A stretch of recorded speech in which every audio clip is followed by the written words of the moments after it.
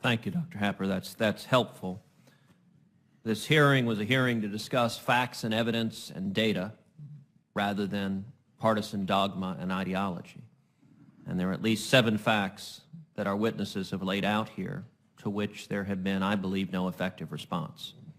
Number 1, that carbon dioxide, rather than being a pollutant, is good for plant life. Number 2, that the earth, right now today, is greening. Number 3, that for significant periods in history, there has been markedly more CO2 in our atmosphere, and that was prior to the Industrial Revolution, so it could not have come from the burning of fossil fuels.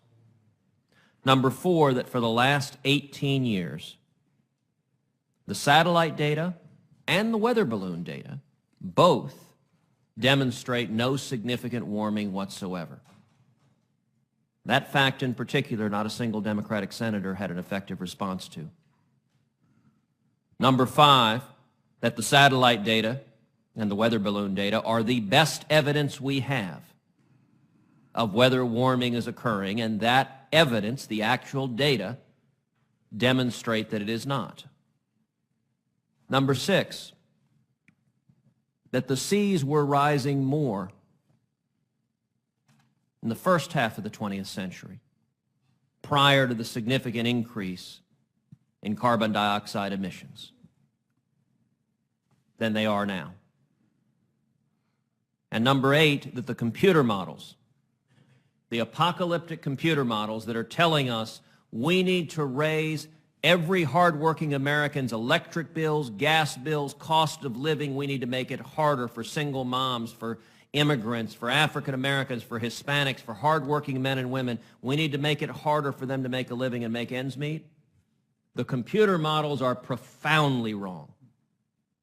Not a little bit wrong, but profoundly inconsistent with the data and the evidence.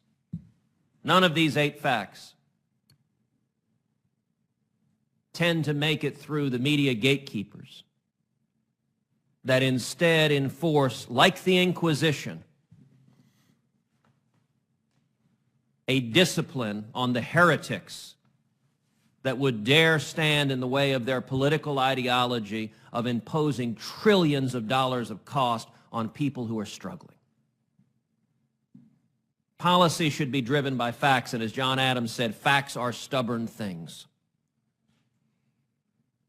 In addition to the number of things entered in the record, I've got a series of newspaper articles describing the persecution of so-called climate deniers that without objection are going to be entered into the record. I'm also going to enter into the record the op-ed that Senator Whitehouse wrote calling for RICO criminal prosecution of anyone who dares stand in the way of the political ideology that hurts working men and women.